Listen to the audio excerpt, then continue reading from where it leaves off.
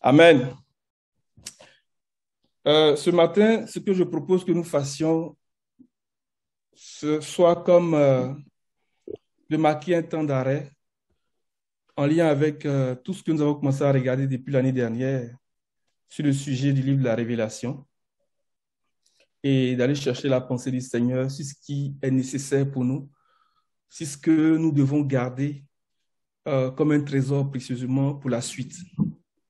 La Bible dit que lorsque le peuple d'Israël était aux portes de Jéricho, lorsque le peuple d'Israël était devant le Jourdain avant de traverser, Moïse a pris le temps d'expliquer toute la loi qu'ils avaient reçue depuis Horeb. Pour dire que quelquefois, lorsque nous avançons, il est important que nous marquions des temps d'arrêt pour nous assurer que ce que nous avons reçu soit des acquis, soit des assises solides, soit des poignées pour nous, pour continuer la marche, parce que c'est très déterminant. À chacune des étapes des enfants d'Israël, le Seigneur s'assurait qu'ils avaient l'équipement nécessaire, l'équipement spirituel nécessaire pour affronter les situations qui allaient se présenter devant eux. Et c'est dans cette pensée-là que ce matin, je voudrais que nous fassions un exercice pour aller chercher la pensée du Seigneur en lien avec tout ce qu'on a pu entendre, tout ce qu'on a pu regarder, que ce soit à travers ce que nous partageons ensemble, vous et moi, à travers ce que les frères aussi ont partagé en lien avec le livre de la Révélation, que nous retenions vraiment ce qui est, j'ai envie de dire, capital aujourd'hui pour nous et pour la suite. Amen. Et c'est dans cette pensée que j'interrogeais le Seigneur. Je me disais, Seigneur, qu'est-ce que je peux dire? Qu'est-ce que je peux apporter comme un petit résumé, mais qui, dans le fond, est comme la chose que tu voudrais que nous gardions à l'esprit constamment. Et le Seigneur a attiré mon attention sur le passage d'Après chapitre 12, là, la première expression du verset 1, quand il dit « Un grand signe apparu dans le ciel ». Il dit « C'est un signe qui est apparu ». Derrière cette apparition-là, il y a comme l'idée de quelque chose qui existait, mais de façon cachée, de façon voilée. Et d'ailleurs, Apocalypse qui est l'acte d'ôter le voile, Apocalypse qui est la révélation, qui est le livre de la révélation, qui est le livre qui nous manifeste la gloire du Seigneur. Donc, cette femme-là, d'une certaine façon, était cachée. Cette femme-là, d'une certaine façon, le temps pour elle, pour qu'elle soit manifeste, pour qu'elle soit révélée, pour qu'elle se présente, n'était pas encore arrivé. Mais à partir du chapitre 12, il dit un grand signe apparu dans le ciel. Donc, pour parler de la manifestation, de la révélation de cette femme-là. Donc, la question qu'on pourrait se poser, c'est de savoir, mais où est-ce qu'elle était avant qu'elle ne paraisse dans cette configuration, dans cette apparence? Et pendant qu'elle était cachée, qu'est-ce qui se passait avec elle? Qu'est-ce qu'elle faisait avant qu'elle ne paraisse, comme on le voit ici, dans le chapitre 12, et qu'elle ne donne naissance au fils mâle? Le fils mâle qui est le soupir que toute la création attend de voir révéler, de voir manifester, parce que c'est l'instrument que le Seigneur va utiliser pour bénir toute la postérité. D'ailleurs, lorsque Noé était né, ses parents lui donnent le nom de Noé en disant « Celui-ci va nous délivrer de toute la peine que cette terre nous donne ». Quand je parle de terre ici, voyons le corps, voyons la nature du terrestre, de toutes les afflictions, de toutes les douleurs, de toutes les infirmités de cette terre, parce que l'Éternel l'a maudite. Alléluia. Voyons-le à ce niveau-là.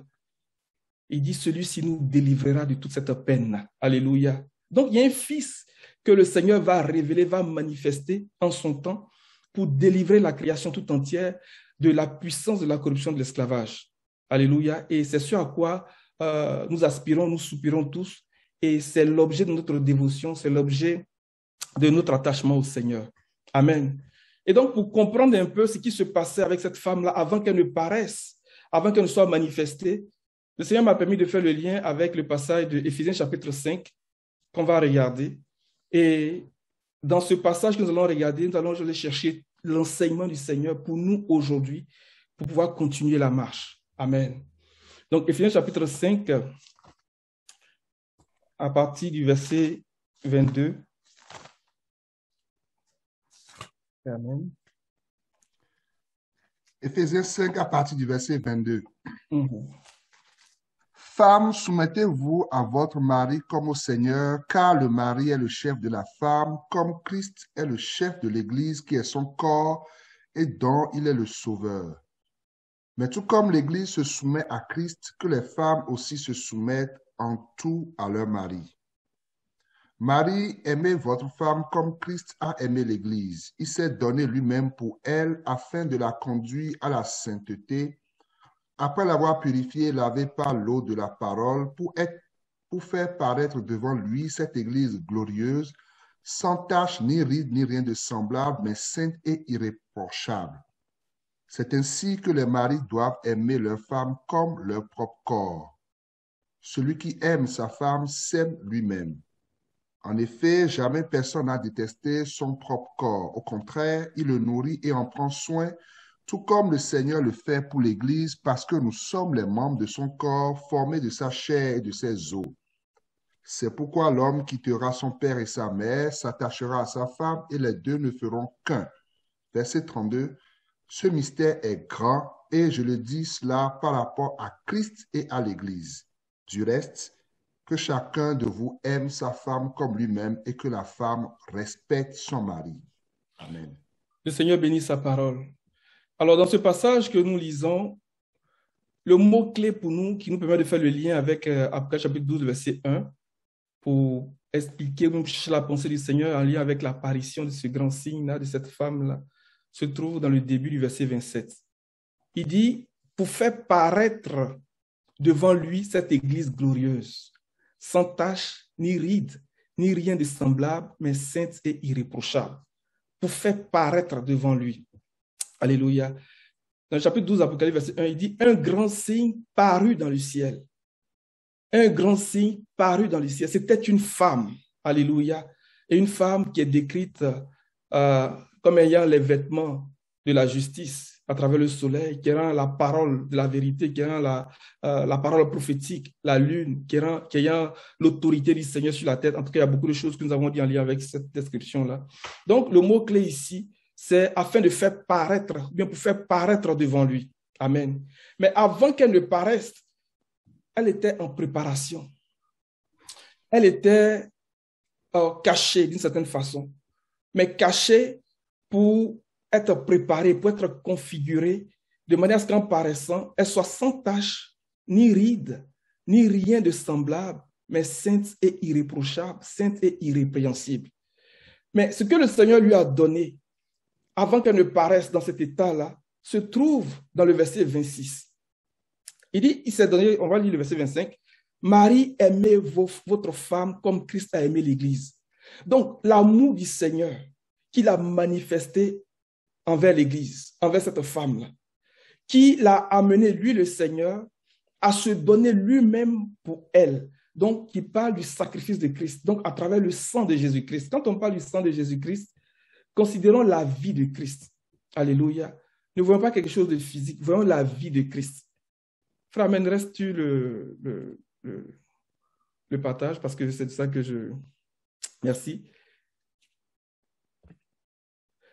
Verset 26, afin de la conduire à la sainteté.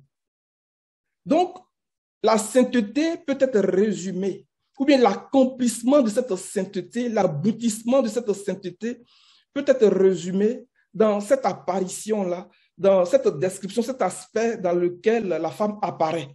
Donc, toute la sainteté, là, ou bien l'aboutissement de notre sainteté, notre parcours de sainteté, doit se traduire par le fait que nous paraissons dans un état de gloire, donc sans tache, ni ride, ni rien de semblable, mais saint, sainte et irréprochable, irrépréhensible. Alléluia. Verset 26, afin de la conduire à la sainteté. Donc, comme je disais, nous rattachons la sainteté à toute la description du verset 27. Amen. Mais regardez ce qu'il dit. Il dit après. Donc, avant qu'on arrive à cet état-là, il y a un travail préalable. Donc, après l'avoir purifié et lavé par l'eau de la parole. Donc, voici les éléments que le Seigneur va mettre à disposition de cette femme-là en lien avec sa vie lui-même, donc le sang de Christ, pour que cette femme-là arrive ou bien paraisse dans cet état-là. Et c'est le travail auquel le Seigneur nous appelle. Et c'est le travail que le Seigneur nous confie à chacun de nous, individuellement et collectivement, que nous paraissions devant lui dans cet état de gloire, sans tache, ni ride, ni rien de semblable, saint, sainte et irréprochable, irrépréhensible. Alléluia. Mais nous allons faire un exercice ce matin en regardant de plus près ce que signifie quand, l'avoir purifié par l'eau de la parole. L'avoir purifié et lavé par l'eau de la parole. On va regarder dans le Strong comment est-ce que la parole ici est traduite. Et ça va être le point ou bien l'élément pivot pour la suite de notre partage. Amen. Vas-y, mon frère. Donc, vous voyez que la définition de parole ici est Réma. Réma, c'est cette parole-là, c'est le Réma. Si nous prenons cette définition et que nous revenons dans le passage de Éphésiens 5, verset 26, par substitution, nous pourrons dire que afin de la sanctifier, donc rattaché au verset 27, pour comprendre la sanctification, l'aboutissement de la sanctification, par le Réma, alléluia, par le Réma, donc de la parole, par la purification, par le baptême, donc le bain de la nouvelle naissance. Cet esprit qui est régénéré, cet esprit qui est renouvelé dans la compréhension des choses de Dieu. Le Réma. Donc, on revient dans le Strong. Et j'ai retenu quelques points en lien avec le Réma. Donc, quand on va dans Éphésiens chapitre 6, le verset 17, le même mot est utilisé. Tu peux rester toujours sur cette page-là parce que je veux que ce soit sous les yeux de tout un chacun de nous. Va plus bas, à la 4e page, je pense. 4e page. Oui. Dans le passage, Éphésiens 5, Éphésiens 6, verset 17. Vous voyez, on peut le lire ensemble. Il dit, prenez aussi le casque du salut et l'épée de l'esprit, qui est le Réma, qui est la parole de Dieu. Donc, cette parole que Dieu met à disposition de cette femme-là pour la préparer, afin qu'elle paraisse dans cet état de sainteté accompli, c'est le Réma. Et le Réma, c'est la parole de l'esprit. C'est l'épée de l'esprit. Alléluia. Ça, c'est une chose qu'il faudrait que nous gardions à l'esprit. Et le Seigneur veut nous donner un Réma, les amis. Il nous donne le Réma, la parole de l'esprit, qui est l'épée de l'esprit. Et le contexte dans lequel l'apôtre Paul utilise le Réma ici dans Éphésiens chapitre 6, là, c'est dans un contexte de combat. C'est dans un contexte de bataille spirituelle. Donc, ce Réma-là est une épée. C'est ce que le verset nous dit. Est une arme redoutable. Est l'arme que le Seigneur nous donne. Alléluia. Pour combattre contre le dragon. C'est pour ça que nous n'avons pas cessé de dire pendant les partages de chacun des frères qui interviennent sur ce sujet, pour dire que cette femme-là, l'état dans lequel elle se trouve, le dragon qui était en face, bien qui est en face, ne peut rien contre elle parce qu'elle a le Réma de la foi. Elle a l'épée de l'esprit. Elle a la parole de l'esprit, qui est cette grande et puissante épée, qui est cette forte épée qui transperce le serpent fuyard, le Léviathan, qui transperce le dragon, qui casse ses cornes. Et comme les frères le partageaient, c'est cette épée-là qui a servi à blesser les têtes du dragon dans le chapitre 12. Amen. Donc, quand on vient au chapitre 13, on dit que la bête avait été blessée mortellement à la tête. Mais c'est en vertu, mais ce n'est pas la vertu de cette épée-là. Ce n'est pas la vertu de ce Réma. Alléluia. Que le Seigneur nous donne à chacun de nous des Rémas. Que nous sachions manier l'épée de l'esprit. Que nous sachions manier la parole de l'esprit au nom puissant de Jésus. Alléluia. Donc, l'autre chose que j'ai retenue aussi en lien avec le Réma qui est utilisé dans certains versets, dans Hébreux 6, par exemple, le verset 5, on peut aller le regarder, frère, amen, juste en dessous de là où tu es. Il dit que, oui, c'est là, tu peux ouvrir, tu peux cliquer sur le passage, s'il te plaît, mon frère. Vous voyez, après avoir parlé des doctrines fondamentales qui ne sont pas à négliger, qui sont nécessaires, qui doivent être établies dans la vie d'un enfant de Dieu pour pouvoir tendre vers la perfection, il commence à dire que, car il est impossible que ceux qui ont été une fois éclairés, donc éclairé ici est traduit par cette lumière qui nous illumine, qui nous éclaire. C'est la même expression qui est utilisée dans Éphésiens chapitre 1, dans le verset, à partir du verset 15, là, lorsque l'apôtre Paul dit qu'il illumine les yeux de votre cœur. Alléluia. Et c'est le même mot que l'apôtre Paul dit que, à moins qu'il soit le plus petit de tous les saints, il a été donné la grâce de mettre en lumière, donc photizo. Amen. de mettre en lumière comment se réalise le mystère caché de tout temps. Donc, ce réma-là est ce que le Seigneur nous a donné pour nous faire comprendre comment se réalise le mystère caché de tout temps, de toute éternité, que Dieu a caché à travers les siècles, à travers les âges, les amis. Est-ce que nous comprenons ce qui se passe? Il dit que ce n'est pas le moyen de l'Église que les dominations des autorités connaissent maintenant la sagesse infiniment variée. Ce réma-là, c'est la sagesse de Dieu. Alléluia. Qui nous montre comment ce mystère va se réaliser. Mais ce n'est pas une réalisation qui nous est révélée pour juste notre information, notre culture. Non. Parce que la Bible dit que nous tous qui le visage est découvert, contemplons comme dans un miroir la gloire du Seigneur, nous sommes transformés en la même image que lui. Donc, ce que le Seigneur te révèle de sa personne s'imprègne en toi et te configure en cette même image. Donc, si nous allons de révélation en révélation, de photiso en photiso, de lumière en lumière, nous sommes en train d'être configurés comme le Seigneur. Alléluia. Et c'est dans cette pensée-là que l'auteur des Hébreux parle. Il dit, pour tous, il est impossible que ceux qui ont été éclairés, qui ont été une fois éclairés, qui ont goûté au don céleste et qui ont eu part au Saint-Esprit, qui ont goûté la bonne parole. La parole ici, là, c'est Réma. La bonne parole de Dieu et les puissances du siècle à venir. Donc, le Seigneur nous donne cette parole comme nourriture, pendant qu'elle est cachée. Pendant que cette femme-là est comme cachée, avant qu'elle ne paraisse comme ce grand signe, avant qu'elle ne soit manifestée, le Seigneur la nourrit. Alléluia. Elle mange cette parole-là. Elle mange ce réma, la parole de Dieu. Mais laquelle parole transporte la puissance de Dieu. Certaines traductions ont dit qu'aucune parole de Dieu n'est vide de puissance. N'est vide de puissance, les amis. Car rien n'est impossible à Dieu. Car rien n'est impossible à Dieu. Le Seigneur nous nourrit de cette parole. Le Seigneur te nourrit, te nourrit, mon frère et ma soeur, de cette parole. Tu donnes ce réma-là, comme la bonne parole de Dieu, cette nourriture abondante, cette nourriture délicieuse. Alléluia, qui nous éclaire et qui nous transforme. Amen. Donc, un autre passage aussi que nous regardons, c'est dans Hébreux chapitre 11, le verset 3. Frère, amen. Là où le réma aussi est utilisé. Regardez, il dit que c'est par la foi que nous reconnaissons que le monde a été formé par la parole de Dieu. En sorte que ce qu'on voit n'a pas été fait des choses visibles. Donc, parole ici, c'est réma. Alléluia. Donc, c'est par le réma que le Seigneur donne le corps qu'il veut à chacune de nos situations. Amen. Dans le mystère de la résurrection que l'apôtre Paul explique, il dit que à chaque semence, le Seigneur lui donne le corps qui lui est propre. Et parce que cette semence est la puissance de Dieu, le Seigneur va lui donner le corps de sa puissance. Est-ce que nous comprenons? Donc cette femme-là, pendant qu'elle est en préparation, je vais dire ça comment, pendant qu'elle est cachée en train de se préparer pour achever sa sanctification, le Seigneur lui donne ce réma-là, cette parole-là, pour la former, pour la configurer et pour lui donner ce corps glorieux, ce corps puissant. Alléluia.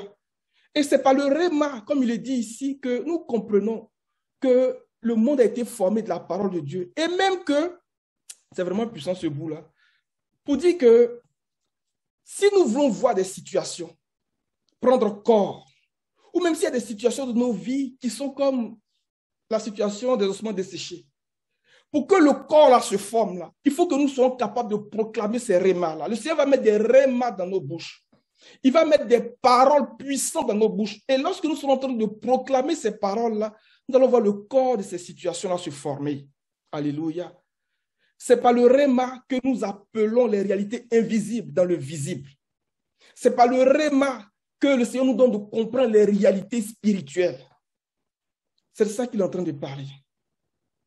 Que le Seigneur nous donne des rémas pendant que nous sommes en préparation. Pendant que nous sommes en train de travailler à notre sanctification, nous sommes en train de courir pour achever notre sanctification. Alléluia. Et l'autre verset que j'ai regardé aussi, c'est dans Hébreux 12, verset 19.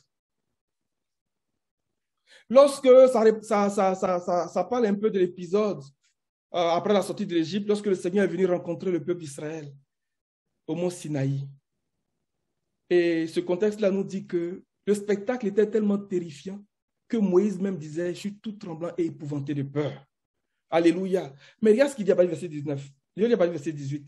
Il dit, vous ne vous êtes pas approchés d'une montagne qu'on pouvait toucher et qui était embrasée par le feu, ni de l'obscurité, ni des ténèbres, ni de la tempête, ni du retentissement de la trompette, ni du bruit des paroles. Parole ici, c'est Réma. Il dit, ce bruit était tel que ceux qui ont entendu ont refusé qu'il leur soit adressé un mot de plus. Le Seigneur nous donne ces Rémas-là pour ébranler tous nos adversaires. Lorsque nous commençons à les proclamer, même Moïse dit que j'étais tout tremblant et épouvanté. C'est par ce Réma-là que nos adversaires sont ébranlés, sont épouvantés. Les amis, les principautés, les dominations, c'est réel. L'ennemi est vraiment puissant. Mais lorsque le Seigneur nous donne un Réma, une parole, la parole qui est donnée à l'Église pour se préparer, lorsque nous la proclamons, le monde des ténèbres est ébranlé. Le monde des ténèbres est ébranlé, c'est la vérité. Alléluia. Et ça vient comme une trompette qui retentit, qui retentit, qui retentit fortement. Que ces paroles soient pour nous, au nom puissant de Jésus. Et que ces paroles retentissent dans nos maisons, retentissent dans tous nos environnements, dans tous les aspects de nos vies. Que là où les choses étaient informes et vides, alléluia. Là où les choses étaient compliquées, ni formes, où les gens n'ont pas d'explication, que le Seigneur nous donne des rémas pour former et reformer ces situations, pour redresser ces situations au nom puissant de Jésus, pour guérir les malades au nom de Jésus, là où des armées puissantes nous encerclaient. Le Seigneur nous donne des rémas et nous les proclamons comme le peuple d'Israël aux portes de Jéricho. Le peuple a fait le tour pendant 6 jours et le 7e jour, on a commencé à pousser des cris, ce sont des rémas, des paroles puissantes. Et les forteresses se sont ébranlées, les portes se sont ébranlées. La ville était impénétrable. Personne n'entrait, personne ne sortait, barricadé. Si quelqu'un était dans une situation qui ressemblait à Jéricho, pendant que tu fais le tour, tu rumines ces paroles-là dans ton cœur par la foi. Seigneur, donne-moi un réma. Seigneur, donne-moi un réma. Donne-moi un réma. Donne-moi un réma. Et le 7e jour, tu libères ce réma au nom de Jésus et les forteresses s'écroulent. Et les forteresses s'écroulent. Et tu tires vengeance de tous tes ennemis. Voici ce que le Seigneur nous donne. Et cela contribue à notre sanctification. Alléluia. Au nom puissant de Jésus. Nous allons regarder rapidement peut-être 3 points ce matin en lien avec le réma, après avoir regardé ces quelques définitions. Vous pouvez faire l'exercice. Et un autre point que je voulais rajouter avant que je n'oublie. On va revenir dans le strong du réma qu'on a regardé au début, puis voir l'origine du mot, ce que ça veut dire. Donc, dans Éphésiens 5, verset 27, quand tu vas dans l'origine du mot, frère, amen. Je peux cliquer dessus. Regardez bien. Ça veut dire verset prononcé. Ça, quand on le lit, ça ne nous dit pas grand-chose. Mais quand on regarde la traduction générale de ce mot, regardez ce qu'il dit. Avait été annoncé, a été dit, fut dit. C'est la parole prophétique. Si nous faisons l'exercice en regardant les versets qui sont à côté, par exemple le verset 22 du chapitre 1 de Matthieu, tout cela arriva afin que s'accomplisse ce que le Seigneur avait annoncé par le prophète. Regardez, le réma, c'est la parole prophétique. C'est la parole prophétique. Vous allez faire le même exercice, vous allez voir que avait été annoncé ce qui avait été dit. Mais c'est la parole prophétique. Donc cette parole qui est donnée à cette femme-là, pour la sanctifier, c'est la parole prophétique et rien d'autre. La parole prophétique est pour nous le réma du Seigneur, qui va nous guider jusqu'à nous établir dans cette position, jusqu'à ce que nous paraissions dans la gloire. La parole prophétique est ce que le Seigneur nous a donné pour nous laver de tout péché, de toute iniquité, pour achever notre sanctification, pour que nous paraissions devant lui dans la gloire, sans tache, ni ride, ni rien de semblable, mais saint et irrépréhensible. Donc quand on parle de sans tache, ni ride, ni rien de semblable, saint et irrépréhensible, il faudrait que nous nous inscrivions dans la pensée de 2 Pierre 2, le verset 13. Tu peux le regarder. C'est un contraste que nous allons le regarder pour bien comprendre ce que ça veut dire sans tache, ni ride, ni rien de semblable. Dans ce passage-là, l'apôtre Paul est en train de parler des hommes pervers qui sont souillés, dont la conscience est marquée au fer rouge. Donc, cette femme-là paraît dans la gloire en ayant cette beauté morale, cette beauté de caractère, en ayant la vie de Christ pleinement manifestée en elle. Alléluia. Il dit, et recevant le salaire de leur injustice. Eux qui trouvent leur plaisir à se livrer à la débauche en plein jour. Hommes pervers et souillés. Quand vous allez regarder les traductions, c'est traduit par tâche. Donc, c'est la conscience qui est marquée. Donc, des gens qui sont atteints de graves défauts moraux. Ils se délèguent de leur tromperie quand ils prennent part à vos festins. Mais au début du chapitre, il les présente comme des bêtes, comme des brutes. C'est une nature qui est accomplie chez certains hommes. Mais nous, par la parole prophétique, le Seigneur va accomplir en nous sa nature. Il va achever en nous cette nature qui est d'être comme lui-même, dans sa beauté morale, dans sa perfection, dans son caractère. Alléluia. Le réma, c'est la parole prophétique. Et cette parole-là nous annonce d'avance les choses à venir. Nous permet de comprendre la pensée du Seigneur en lien avec les choses qui doivent arriver bientôt. Amen. Donc, autour de ces points-là que nous avons regardés avec les versets, nous allons considérer le passage maintenant de Romains chapitre 10. Alléluia, à partir du verset 5. Romains 10, à partir du verset 5. Il dit, en effet, Moïse décrit ainsi la justice qui vient de la loi. L'homme qui mettra ses prescriptions en pratique vivra par elles. Mais voici comment parle la justice qui vient de la foi. Regardez bien. Ne dis pas dans ton cœur, qui montera au ciel? Ce serait en fait descendre Christ. Ou qui descendra dans l'abîme? Ce serait en faire remonter Christ. Il est en train de parler de la résurrection des morts. Verset 8. Que dit-elle donc? Que dit-elle donc? La parole est tout près de toi, dans ta bouche et dans ton cœur. La parole ici, c'est Réma. Quand tu regardes le Strong, ici, parole, c'est Réma. Le Seigneur met cette parole-là tout près de nous, les amis, dans notre bouche et dans notre cœur. Il dit, oh, cette parole est celle de la foi. Donc, le Réma, là, c'est la parole de la foi, c'est la parole de l'esprit. La parole prophétique va produire en nous cette foi-là. La parole qui avait été annoncée, la parole que se nous donne par l'esprit, va venir consolider cette foi en nous. Alléluia. Or, la foi, c'est l'affirmation des choses qu'on espère, une démonstration de celles qu'on ne voit pas. Or, cette parole est celle de la foi que nous prêchons. Mais regardez bien ce qui est intéressant, le verset 9. Si tu reconnais publiquement de ta bouche que Jésus-Christ est le Seigneur. Donc, il faut reconnaître par le réma, par la parole qui nous est annoncée, par la parole qui nous est prêchée. Si tu reconnais publiquement que Jésus est le Seigneur, si tu crois dans ton cœur que Dieu l'a ressuscité, tu seras sauvé. En effet, c'est avec le cœur. Donc, pour que le cœur, il dit, c'est avec le cœur que l'on croit et parvienne à la justice. Donc, pour que le cœur croit d'abord et parvienne à cette justice, il faudrait que nous ayons ce réma dans notre cœur. C'est pour ça qu'il a dit au début, la parole est tout près de toi, dans ta bouche et dans ton cœur. Alléluia. Le Seigneur veut que nous parvenions à la pleine justice.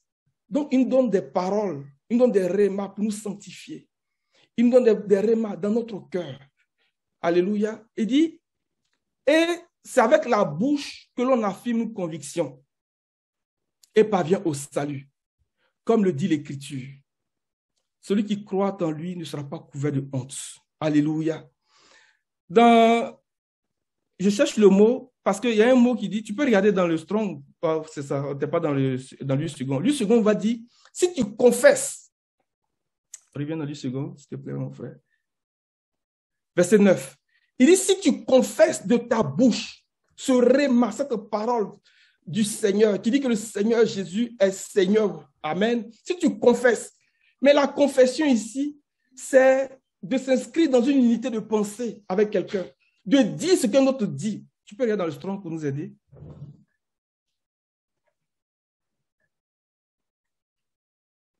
Verset 9. Si tu confesses.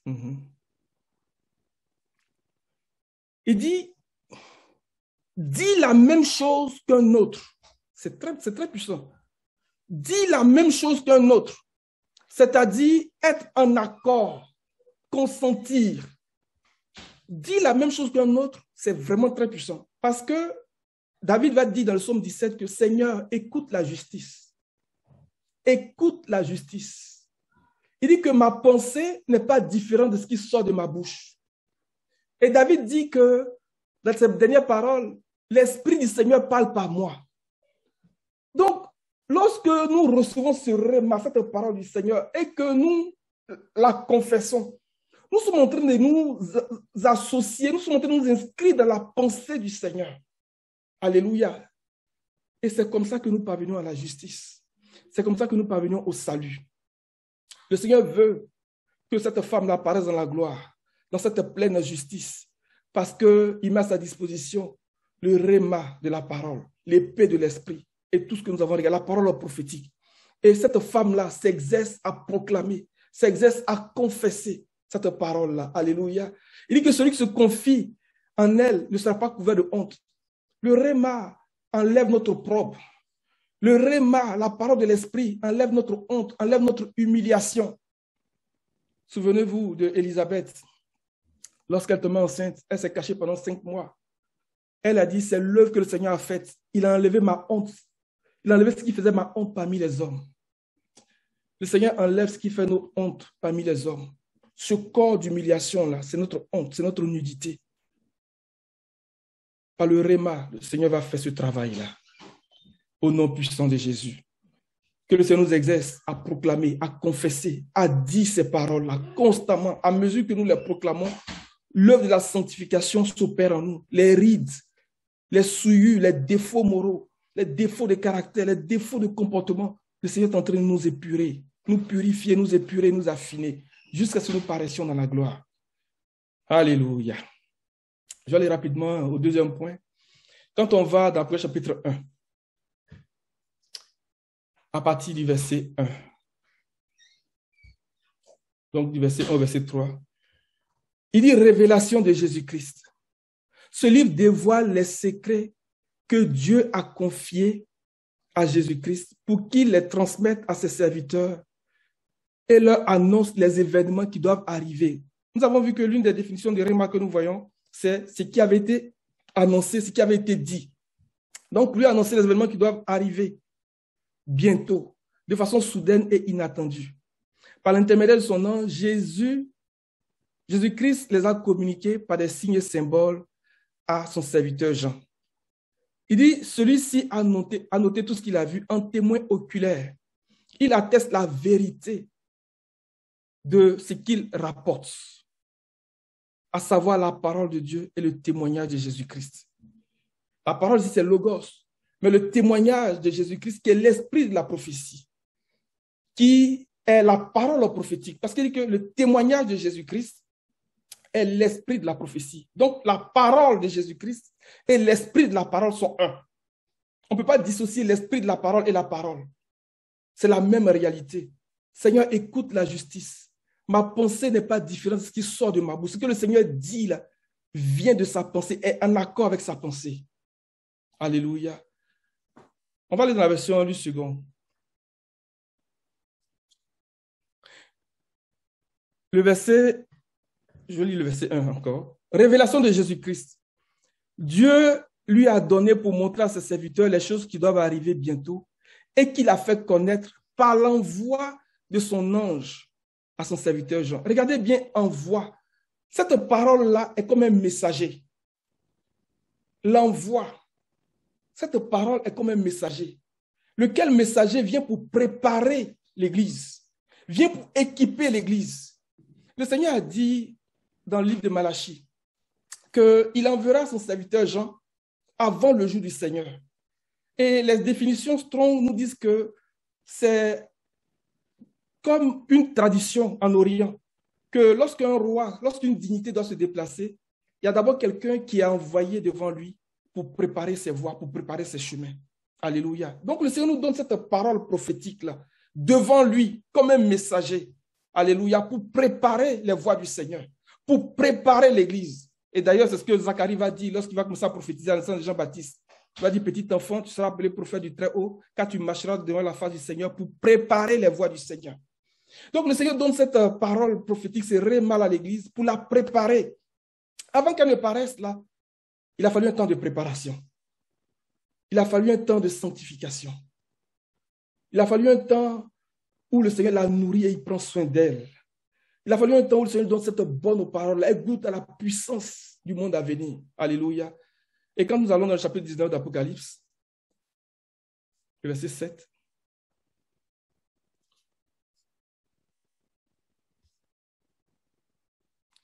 il dit, et une voix sortit du trône disant, louez notre Dieu, vous tous, ses serviteurs, vous qui le craignez, petits et grands.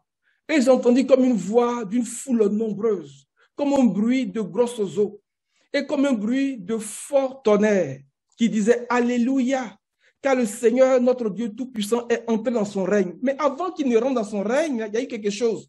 Verset 7, réjouissons-nous et soyons dans l'allégresse, et donnons-lui gloire, car les noces de l'agneau sont venues, et son épouse s'est préparée. Alléluia. Avant que les noces n'arrivent, il y a eu un temps de préparation. Donc, cette femme qui paraît là, elle paraît pour les noces. Elle paraît dans la gloire pour les noces. Son épouse s'est préparée. Il lui a été donné de se revêtir d'un fin lin éclatant et pur. Car le fin lin, ce sont les œuvres justes des saints. Mais où elle a enlevé le fin lin? Dans Osée 2, le Seigneur lui dit que mon lin, ma laine que je t'ai donnée, alléluia, pour couvrir ta nudité.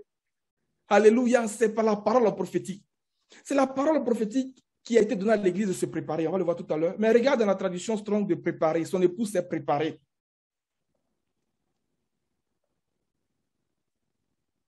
Verset 7.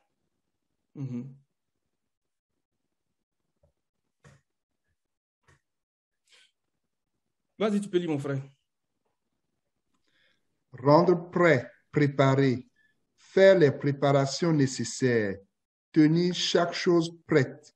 Le Seigneur veut nous préparer. Le Seigneur est en train de nous préparer, les amis. J'ai beaucoup de choses à dire sur le livre de la Révélation.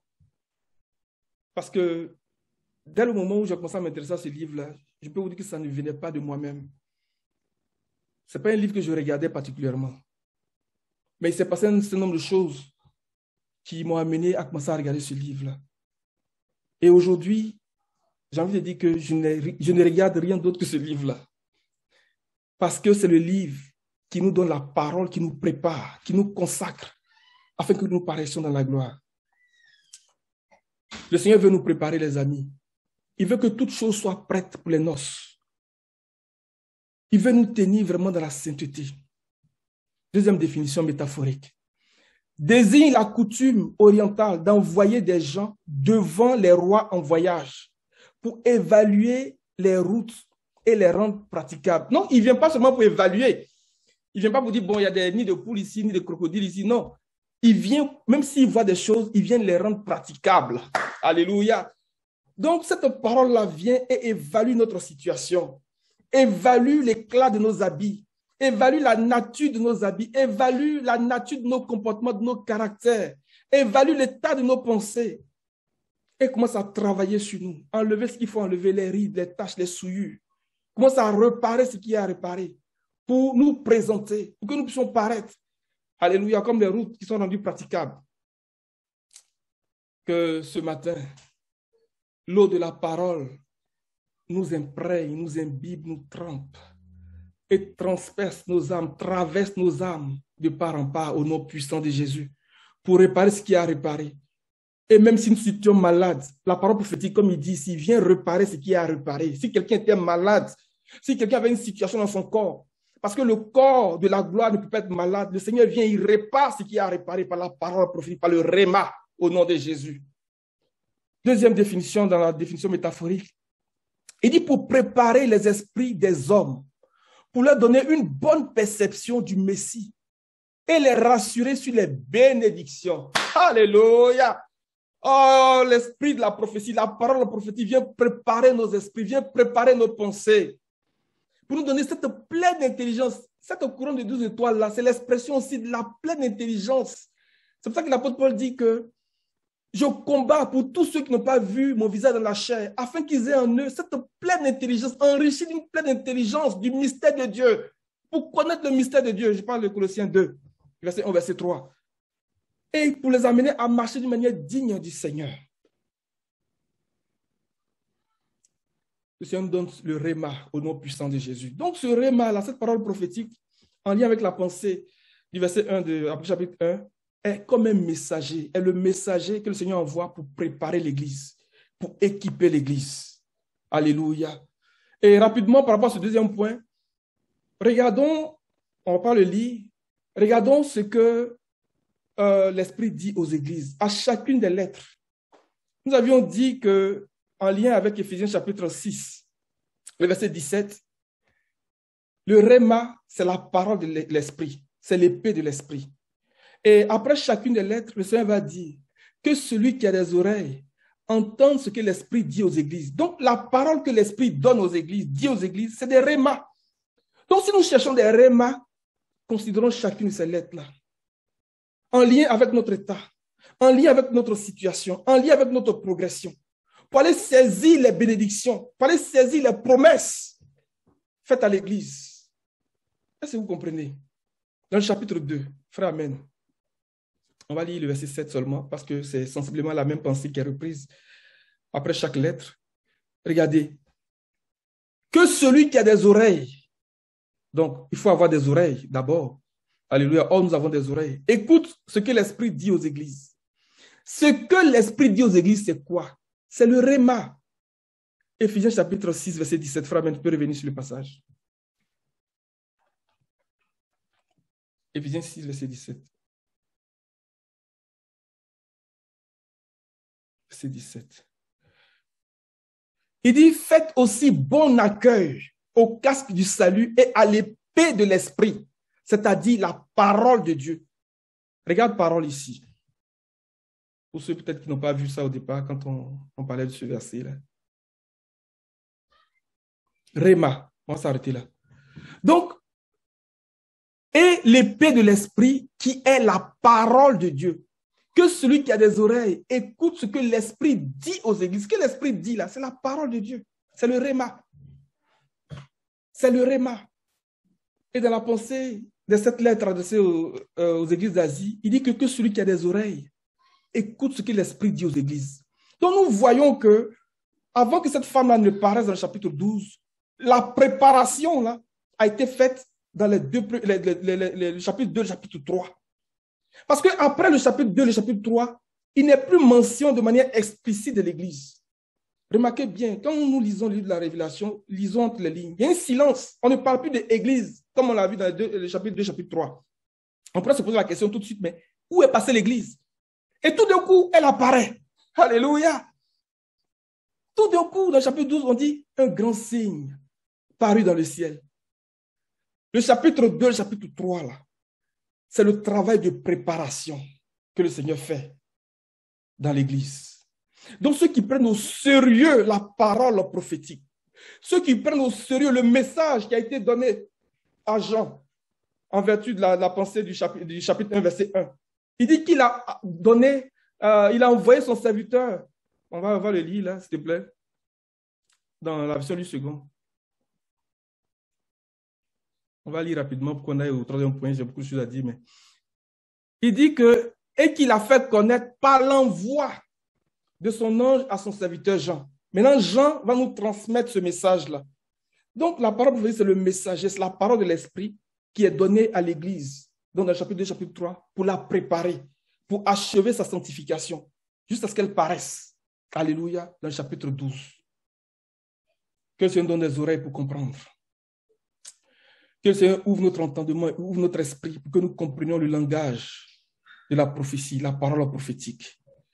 Et que le Seigneur achève en nous l'œuvre de la sanctification pour que nous soyons prêts, pour que là où il y a besoin de raccommoder les habits. Avant qu'une femme ne se marie, avant la date du mariage, il est coutume de voir que la femme va essayer ses habits plusieurs fois. Hein. Des fois, le stress fait qu'elle perd du poids. Des fois, elle mange trop, elle se laisse aller. Et puis, on ajuste jusqu'à la dernière date, à la dernière heure. Alléluia. Et quand elle sort, la robe est bien ajustée. Amen. C'est ça. Donc, la parole prophétique nous est donnée comme ça. Et puis, on ajuste nos habits. Ah, ici, il y a une tache, hein, on enlève. Ce comportement-là, ce n'est pas bon. Hein. Seigneur, donne-moi le réma. Puis tu confesses, et puis c'est réglé. Tu passes à un autre niveau. Et puis tu expérimentes les victoires en Christ. Donc de l'église d'Éphèse jusqu'à l'église de Laodicée. Mais l'état que nous devons atteindre, c'est l'église de Philadelphie. Cet état-là, où tu deviens télios, le Seigneur t'assigne la couronne, et puis tu deviens une colonne dans la maison, tu n'en sors plus. Vraiment, c'est cet état-là que nous visons tous. Et c'est cet état-là que nous devons vivre. C'est pour ça qu'il dit que, parce que tu as gardé, regardez le terme garder, en lien avec le verset 3 d'Apocalypse chapitre 1, reste là d'abord. Il dit, heureux celui qui lit et ceux qui entendent les paroles de la prophétie. J'ai une version ici que je vais vous présenter, que j'ai achetée récemment, qui traduit ce bout-là par, je ne sais pas si vous voyez bien, c'est la dernière version que j'ai achetée, c'est la version grecque, donc qui est très proche du grec. Donc ce que nous regardons dans les Strong là, il va traduire cette version-là comme ça, et puis c'est vraiment bien dit. Dans cette version, il dit que la parole prophétique. Il va dire la parole prophétique. Alléluia. Comment ça va apprendre à parler grec, les amis? Parce que le jour, ça va chauffer là. On va faire comme Paul. Tu parles grec. Il va dire, hey, fais attention, lui, là, il parle grec. On va parler de ce côté aussi. Alléluia. Amen. Que le Seigneur nous donne cette parole prophétique-là, que nous la recevions et que nous laissions imprégner par cette parole-là pour achever notre parcours dans la sanctification. Donc, on va aller rapidement au troisième point parce que midi approche. Et comme c'est la nouvelle année, ce n'est pas une coutume pour moi, bien entendu, mais je vais vous faire remarquer quelque chose en lien avec la pensée de Jean chapitre 11. Jean 11 à partir du verset 47. Alors les principaux sacrificateurs et les pharisiens assemblaient le Sanhédrin et dirent, que ferons-nous? Car cet homme fait beaucoup de miracles. Si nous le laissons faire, tous croiront en lui et les Romains viendront détruire et notre ville et notre nation. L'un d'eux, Caïphe, qui était souverain sacrificateur cette année-là, leur dit, vous n'y entendrez rien. Vous ne réfléchissez pas qu'il est dans votre intérêt qu'un seul homme meure pour le peuple et que la nation entière ne périsse pas. Or, il ne dit pas cela de lui-même, mais étant souverain sacrificateur cette année-là, il prophétisa que Jésus devait mourir pour la nation. Et 52. ce n'était pas pour la nation seulement. C'était aussi afin de réunir en un seul corps les enfants de Dieu dispersés. Amen. Pourquoi est-ce que je vais terminer sur ce passage-là? Remarquez l'expression dans le début du verset 49 et vers la fin du verset 51. Il dit l'un d'eux, Caïphe, qui était souverain sacrificateur cette année-là. C'est quelque chose qui doit nous amener à nous poser des questions, au sens que dans la loi de Moïse, le souverain sacrificateur, il reste en fonction jusqu'à sa mort. Et c'est à sa mort que celui qui doit venir après lui le succède en se revêtant des habits de sacrificateur. Mais ici, il dit qu'il était souverain sacrificateur cette année-là, comme si les souverains sacrificateurs, bien qu'étant vivants, étaient remplacés, étaient changés. Et dans le dernier bout du verset 51, je lis tout le verset 51, il dit, ah, il ne dit pas cela de lui-même. Mais étant souverain sacrificateur cette année-là, il prophétisait que Jésus devait mourir pour la nation. Et le premier bout du verset 49 et la première moitié du verset 51 ici s'accordent pour dire que c'est comme si les souverains sacrificateurs, bien qu'étant vivants, se remplaçaient, mais se succédaient. Alors, quel était ce principe-là qui permettait de faire ça? On va le voir tout à l'heure. Mais l'autre bout, dans le verset 51, il dit qu'il prophétisait cette année-là. Comme si, à chaque année, il y a une prophétie que le souverain sacrificateur donne. Est-ce que vous suivez un peu mon raisonnement? Amen. Il prophétisait cette année-là. Il était souverain sacrificateur cette année-là et il a prophétisé cette année-là. Il a donné une prophétie cette année-là. Comme si, dans la pensée des Écritures, ou bien comme si, dans les choses qui se faisaient, à chaque année, à travers cette fête, bien à travers la fête des expiations, il y avait une prophétie qui était annoncée, il y avait une prophétie qui était donnée. Et d'ailleurs, c'est dans la pensée de la fête des expiations. C'était une prophétie en lien avec l'œuvre de Christ à la croix pour nous. Alléluia, qui s'est accompli dans les jours de la chair du Seigneur, comme nous le voyons dans les récits des évangiles. Amen. Mais nous pouvons appliquer cette vérité-là pour nous, pour dire que en cette année-là, le Seigneur a une prophétie pour nous, il a une parole prophétique pour nous. Il a un réma pour nous en lien avec une situation que peut-être nous traversons, en lien avec une situation devant laquelle nous sommes confrontés et pour laquelle nous avons besoin juste, je mets juste en griffe, parce que c'est très précieux, nous avons besoin seulement d'un réma pour renverser la situation. Nous avons besoin d'une prophétie, d'une parole prophétique pour détruire la situation, pour avoir la victoire sur cette situation. Alléluia.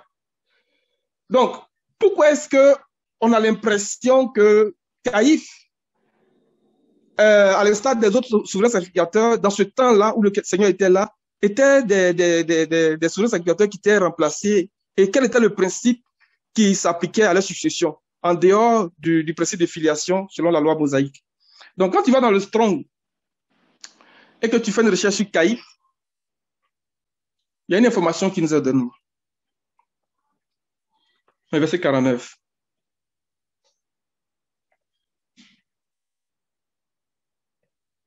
Vas-y. Ce n'est pas la définition qui m'intéresse. Regardez, il y a même son nom même là, vraiment. C'est pas, en tout cas. Il dit un souverain sacrificateur des Juifs nommé à cette fonction par Varillus Gratus. Vous voyez, gouverneur de Judée, en remplacement de Simon, fils de Camiphe, et puis il commence à dire. Donc le principe de filiation qui avait été établi par la loi mosaïque a été remplacé par les occupants romains. Et c'était eux désormais qui nommaient les souverains sacrificateurs. Vous voyez comment le mystère de l'iniquité, le mystère de l'impiété opère.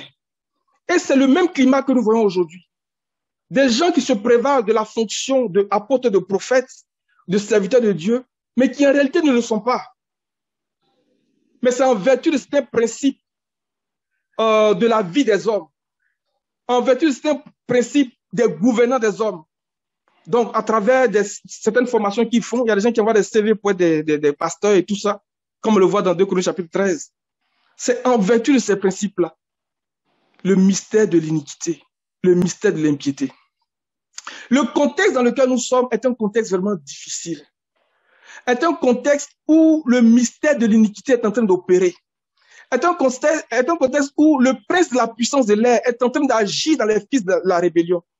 Est un contexte où tous les vents sont mélangés et qui va venir ébranler les nations, qui va venir même agiter même les chrétiens. La Bible dit que même les hommes perspicaces, quelques-uns vont trébucher. Mais ce qui va leur permettre de résister, ce qui va venir asseoir en eux la doctrine du Seigneur, ce qui va venir affermir leur foi, ce qui va faire qu'ils ne seront pas ébranlés dans ce contexte-là, c'est la parole prophétique. C'est la parole prophétique. Donc, dans ce contexte même aussi difficile-là, le Seigneur va libérer une onction puissante de parole prophétique pour achever l'œuvre de la rédemption en nous, pour nous élever vers lui et vers son trône à travers le Fils mâle, les amis. Et nous devons garder cette parole-là, nous devons la saisir précieusement, nous devons la chérir, nous devons la rechercher. Alléluia. Il y a beaucoup de choses à dire sur ce détail-là. Et ma prière pour nous ce matin, je vais m'arrêter là parce que je pense qu'il est déjà presque midi.